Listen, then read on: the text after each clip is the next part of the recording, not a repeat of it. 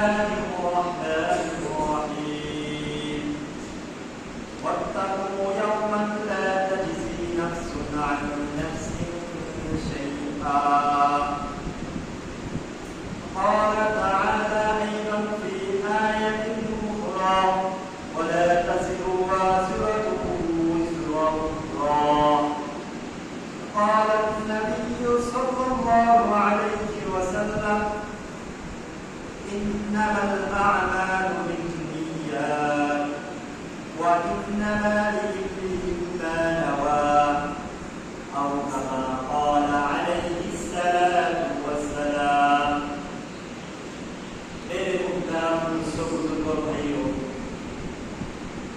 আল্লাহ রাব্বুল আলামিনের দরবারে আদাব ও লাখো কোটি শুকরিয়া যে আল্লাহ রাব্বুল আলামিন আপনাকে আমাকে সুস্থতার নিয়ামত দান করেছেন। শুধু সুস্থতার নিয়ামত দান করেন নাই, সুস্থতার নিয়ামতের সাথে মসজিদে আল্লাহর মসজিদে আগে আসার এবং বসার তৌফিক দান করেছেন। সেজন্য আমরা শুকরিয়া আদায় করি আলহামদুলিল্লাহ। আলহামদুলিল্লাহ। মেরে মুতারাম সুবহানাল্লাহ ভাইও গত সপ্তাহ পূর্বের সপ্তাহে আমি নামাজ পড়েছিলাম, তখন আমি আপনাদের সঙ্গে আলোচনা করেছিলাম যে বিষয়ে, ওই বিষয়টা হলো যে সর্বক্ষেত্রে আমাদের আল্লাহ রাব্বুল আলামিনের গোলামি করতে হবে। আল্লাহ রাব্বুল আলামিন হলেন আমাদের মুনিব আর আমরা হলাম তার গোলাম। এই সম্পর্কে আলোচনা করেছিলাম। তো এই সপ্তাহ আলোচনা করব যে গোলামিটা যে করবো কেমন গোলামি করবো, আল্লাহ রাব্বুল আলামিনের গোলামি যে করবো কেমন গোলামি করবো, কেমন ভাবে গোলামি করতে হবে। গত সপ্তাহ বলেছিলাম যে মুনিব যা ইচ্ছা তার চাকরকে তাই করাতে পারে, কিন্তু চাকর যা ইচ্ছা তাই করতে পারে না। চাকর যদি চায় আজকে আমি কাজ করবো না, মুনিবের মতন মুনিবের চেয়ারে বসে থাকবো, তাহলে মুনিবের পিঠের অবস্থা ভালো থাকবে না। আর মুনিব যদি বলে আজকে আমি ইচ্ছা করে এই কাজটা না করলে 1 লাখ টাকা আমার ক্ষতি হবে, কিন্তু আমি আজকে চাকরকে কাজ করাবো না, মুনিব পারবে আর 1 লাখ টাকা ক্ষতি করাইতে পারবে। কিন্তু চাকর কখনো পারবে না মুনিবের 1 লাখ টাকা একটা পয়সা নষ্ট করতে। অনুরূপভাবে আল্লাহ রাব্বুল আলামিন আপনার আমার মুনিব, আর আমরা হলাম আল্লাহ রাব্বুল আলামিনের গোলাম বান্দা। তো আমাদের কিভাবে আল্লাহ রাব্বুল আলামিনের ইবাদত করতে হবে, কিভাবে আল্লাহ রাব্বুল আলামিনের গোলামি করতে হবে, তা আল্লাহ রাব্বুল আলামিন পবিত্র কালামুল্লাহ মাজিদে স্পষ্ট ইরশাদ করেছেন এবং আল্লাহর পয়গম্বর রাসূলুল্লাহ সাল্লাল্লাহু আলাইহি ওয়াসাল্লাম বিভিন্ন হাদিসে বলেছেন। তো ওই সম্পর্কে আলোচনা করব। আর কি কথা আমি পূর্বে যখন জুমা পড়েছিলাম তখন বলেছিলাম আল্লাহ রাব্বুল আলামিন এই জমিনকে পরীক্ষা শুরু, এই জমিনে আমাদেরকে পাঠিয়েছেন। পরীক্ষার হল স্বরূপ এই জমিনকে আল্লাহ রাব্বুল আলামিন নির্মাণ করেছেন, বানিয়েছেন। এই পৃথিবীকে পরীক্ষার হল স্বরূপ বানিয়েছেন। যেরকম দুনিয়াতে পরীক্ষা হয়, পরীক্ষার হলের ভিতর চেয়ার টেবিল থাকে, পরীক্ষার্থীর জন্য যা কিছু প্রয়োজন সব কিছু থাকে। এই দুনিয়াতেও আল্লাহ রাব্বুল আলামিন জিন এবং মানুষকে পাঠিয়েছেন তাদের পরীক্ষা নেওয়ার জন্য, তাদেরকে পরীক্ষার্থী হিসাবে। আর ওই পরীক্ষার্থীর পরীক্ষা যে আসবাবপত্র, পরীক্ষার যে জিনিসপত্র এবং গাইড, এগুলো সবগুলো হলো আল্লাহ রাব্বুল আলামিন এই জমিনে 18 মাখলুককে সৃষ্টি করেছেন, যে ওই পরীক্ষার ভিতর যে বান্দার যা কিছু লাগে তার জন্য প্রয়োজন পূরণ করতে পারে। মেরে মুসলমান ভাইও বলেছিলাম, ওই জায়গায় বলেছিলাম যে আল্লাহ রাব্বুল আলামিন আমাদেরকে এই পরীক্ষার হলে ছেড়ে দিয়েছেন। দুনিয়াতেও আমাদেরকে পরীক্ষার হলে ছেড়ে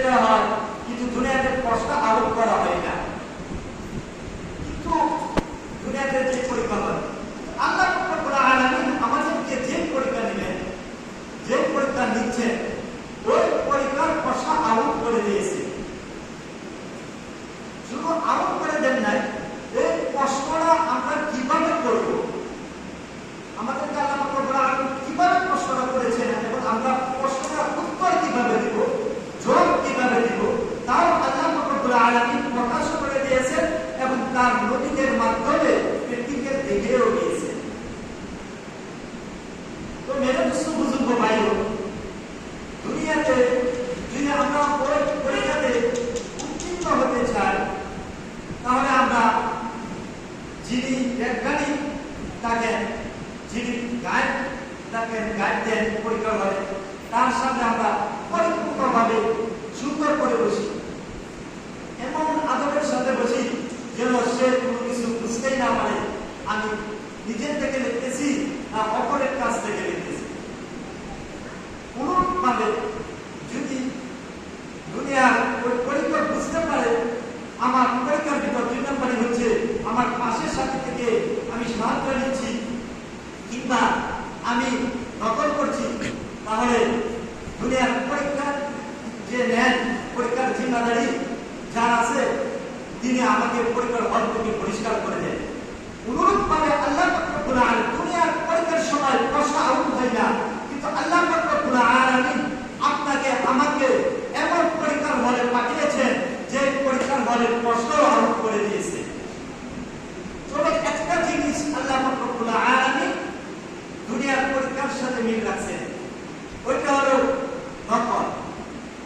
এক ধরনের নকল এটা আল্লাহ রব্বুল আলামিন আমাদেরকে জায়েজ করে দিয়েছে, আরেক ধরনের নকল ওইটা হারাম করে দিয়েছে, ওইটা হলো রিয়া। এই রিয়া সম্পর্কে আল্লাহ রব্বুল আলামিন তার রাসূলের মাধ্যমে বলা, আল্লাহর পয়গম্বর রাসূল আরবি সাল্লাল্লাহু আলাইহি ওয়াসাল্লাম বলেন, কিয়ামতের দিন একদল লোককে ডাকা হবে, আল্লাহ রব্বুল আলামিন ডাকবেন, ডেকে বলবেন, বান্দা আমি তো তোমাদেরকে দুনিয়াতে পরীক্ষা শুরু পাঠিয়েছিলাম, তোমরা ওই পরীক্ষার ময়দান থেকে পরীক্ষার হল থেকে আমার জন্য কি নিয়ে এসেছো? তো ওই লোকগুলো বলবে, আল্লাহ আমি তোমার জন্য আমার জীবনটা পর্যন্ত দিয়ে দিয়েছি, তোমার রাস্তায় যুদ্ধ করতে করতে শহীদ হয়ে গেছি, কাফেররা আমাকে শহীদ করে দিয়েছে, তরবারিরা আহত করতে করতে আমার দেহকে 2 টুকরো 3 টুকরো করে ফেলছে, আমার বুকে বুলেটের গুলি দিতে দিতে ঝাঁঝা করে ফেলছে আমার বুককে। এরপরেও আমি আপনাকে স্বীকার করেছি, আমি বারবার করেছি আল্লাহ আমি তোমার জন্য আমার সব কিছুকে কুরবান করে দিয়েছি। তখন আল্লাহ রব্বুল আলামিন বান্দাকে বলবেন, বান্দা তুমি যা কিছু করতেছো সব কিছু মিথ্যা করতেছো, তুমি যা কিছু করেছো, যা কিছু বলছো সব মিথ্যা বলছো, তুমি দুনিয়াতে যুদ্ধ করেছো ইসলামের পক্ষে, শহীদ হয়েছো, কাফেরের বিরুদ্ধে মোকাবেলা করেছো, সব কিছু করেছো, মানুষ তোমাকে বীর যোদ্ধা বলবে, তোমাকে শহীদ বলবে, এই জন্য করেছো। আমি আল্লাহকে তুমি রাজি খুশি করার জন্য তোমার জান দুনিয়াতে দেওনি, সুতরাং তুমি যা চেয়েছিলে, যার জন্য করেছিলে তা তোমার দুনিয়াতে হাসিল হয়ে গেছে, দুনিয়াতে অর্জন হয়ে গেছে, যাও তুমি এখন জাহান্নামে যাও। নাউযুবিল্লাহ। মেরে মুসলমান ভাইরা, এরপর আল্লাহ রব্বুল আলামিন আরেকজন লোককে ডাক দিলেন, দেখতে বলবেন, বান্দা তুমি আমার জন্য কি এনেছো? তোমাকে যে আমি দুনিয়ার মাটিতে পাঠিয়েছিলাম, দুনিয়ার জমিনে পাঠিয়েছিলাম, তুমি যে নিজের জন্য কিছু করে আসবো, আপনার জন্য নিয়ে আসবা, কি নিয়ে আসছো? ওই বান্দাগুলো বলবে, আল্লাহ আমি রাত দিন 24 ঘন্টা তোমার ইবাদত করেছি, নামাজ পড়েছি, তোমার ইবাদত ছাড়া আর কিছু বুঝিনি, আমি আমার আরামের ভোগকে হারাম করেছি, আমার সন্তানদের সাথে আমি সময় দেইনি, আমার ঘরের সুন্দরী আত্মীয়ের সাথে আমি সময় দেইনি, আমি শুধু তোমার ইবাদতই করছি, তোমার লাইনে ছিলাম, দেশের পর দেশ ঘুরে তাবলীগ করেছি, রাতের পর রাত কাটিয়েছি, গানকারের ভিতর তোমার লম্বা লম্বা সিজদা দিয়েছি।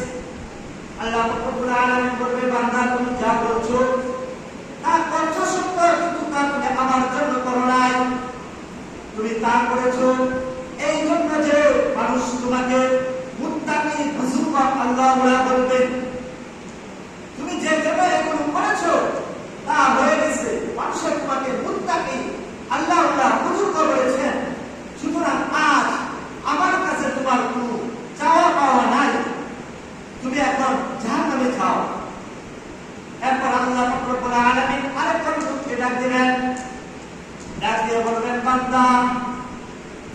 তুমি আমার জন্য কি করেছো, তুমি আমার জন্য কি নিয়ে এসেছো?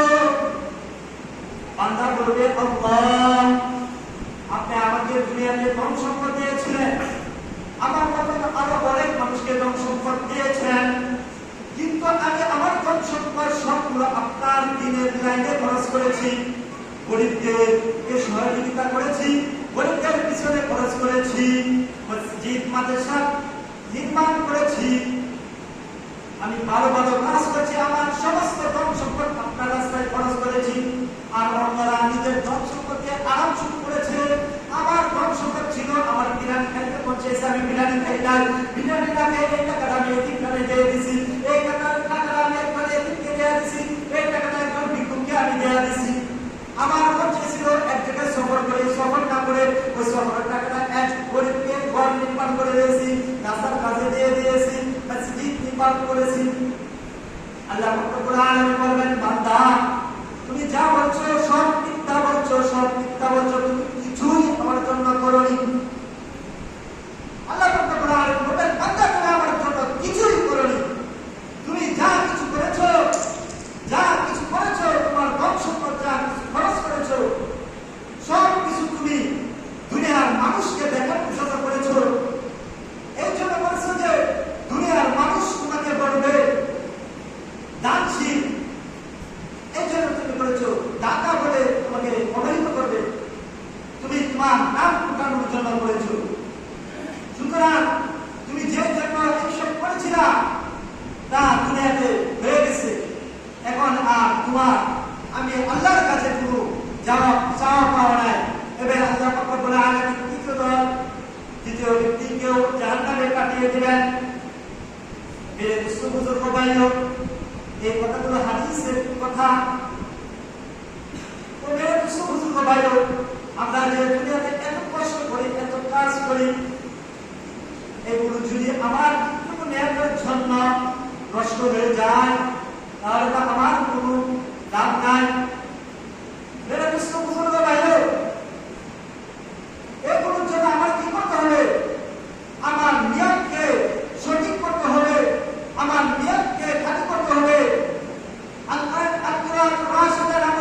আরবি কিতাব আছে, ওই কিতাবের তৃতীয় খণ্ডের শুরুতে একটি গল্প আছে, প্রায় 7-8 পৃষ্ঠা ব্যাপী।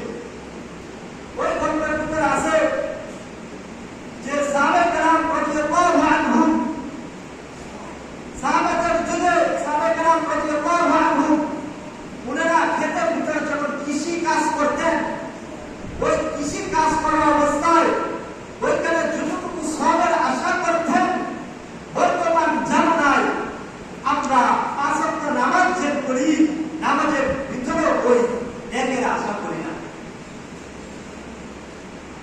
এটা তো সুন্দর এটা কেন? আমাদের নামাজ আর সাহাবায়ে কেরামের মাটি কাজ এক সমান হয়ে গেল কেন? এই সম্পর্কে আল্লাহর পয়গম্বর রাসূলুল্লাহ সাল্লাল্লাহু আলাইহি ওয়াসাল্লাম হাদিস শরীফে বলেন, ইন্নামাল আ'মালু বিন্নিয়াত ওয়া ইন্নামা লিকুল্লিমরিইন মা নাওয়া। সব আমল নিয়তের উপর নির্ভর করবে, সব আমলের পরিণতি হবে নিয়তের ভিত্তিতে, যে যা নিয়ত করবে তাই পাবে। আর এই হাদিসটা আল্লাহর পয়গম্বর রাসূলুল্লাহ সাল্লাল্লাহু আলাইহি ওয়াসাল্লাম বলেছেন ওই সময় যখন সাহাবায়ে কেরাম কাফেরদের অত্যাচারে মক্কাতে বসবাস করতে পারছেন না, মক্কাতে অবস্থান করতে পারতেছেন না, টিকতে পারতেছেন না। ওই সময় আল্লাহর পয়গম্বর রাসূলুল্লাহ সাল্লাল্লাহু আলাইহি ওয়াসাল্লাম এই হাদিসটি বলেছেন। সাহাবায়ে কেরাম যখন মক্কা থেকে মদিনায় হিজরত করে যাচ্ছেন, এরপর আল্লাহর পয়গম্বর রাসূলুল্লাহ সাল্লাল্লাহু আলাইহি ওয়াসাল্লাম বলেন, ফামান কানাত হিজরাতুহু ইলা দুনিয়া ইউসিবুহা আও ইলা ইমরাআতিন ইয়াতাযাওয়াজুহা ফাহিজরাতুহু ইলা মা হাজারা ইলাইহি। আল্লাহর পয়গম্বর রাসূলুল্লাহ সাল্লাল্লাহু আলাইহি ওয়াসাল্লাম বলেন, যে ব্যক্তি হিজরত করবে দুনিয়া পাওয়ার জন্য, তার দুনিয়া হয়ে যাবে, কিন্তু আর কিছু হবে না, হিজরতের সওয়াব হবে না।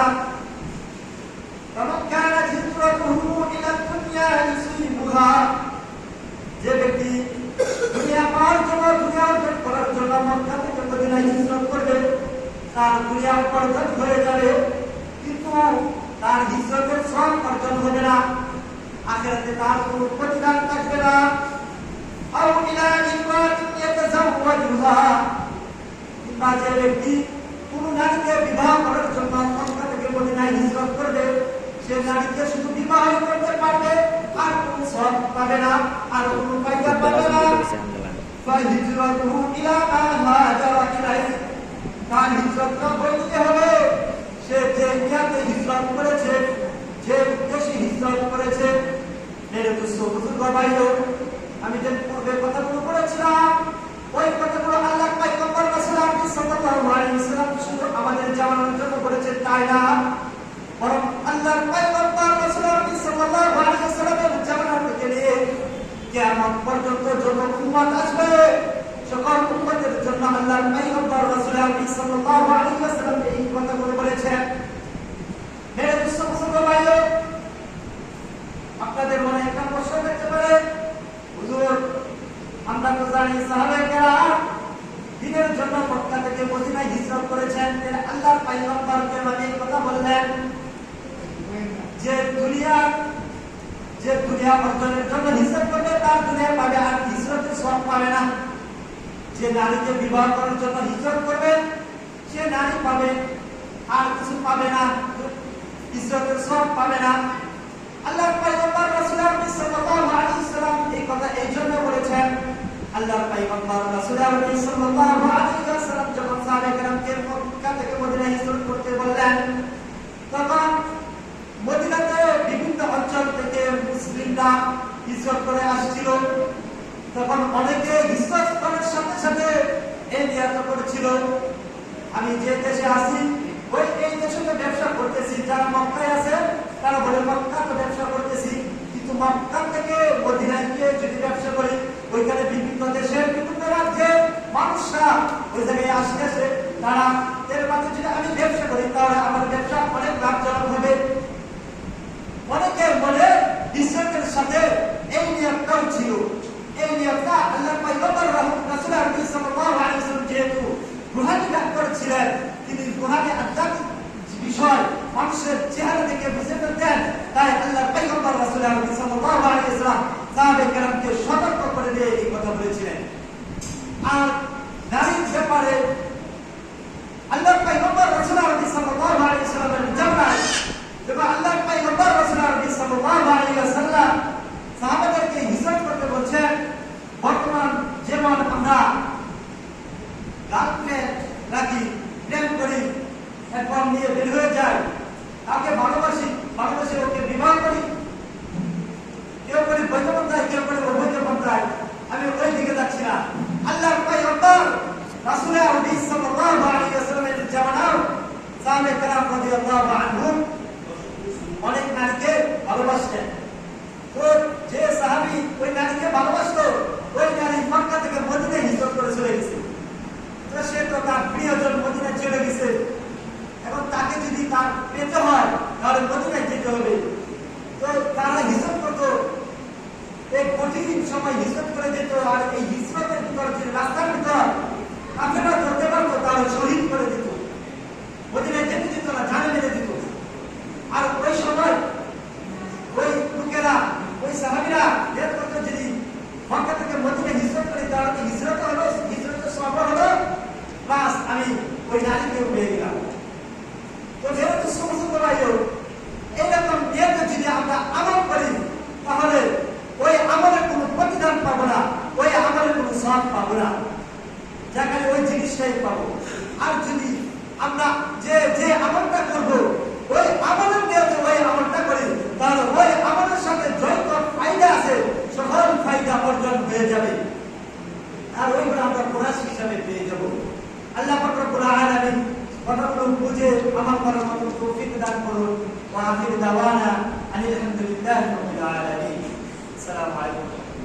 যারা সুন্নাত পড়েনি কবলা জুমা 4 রাকাত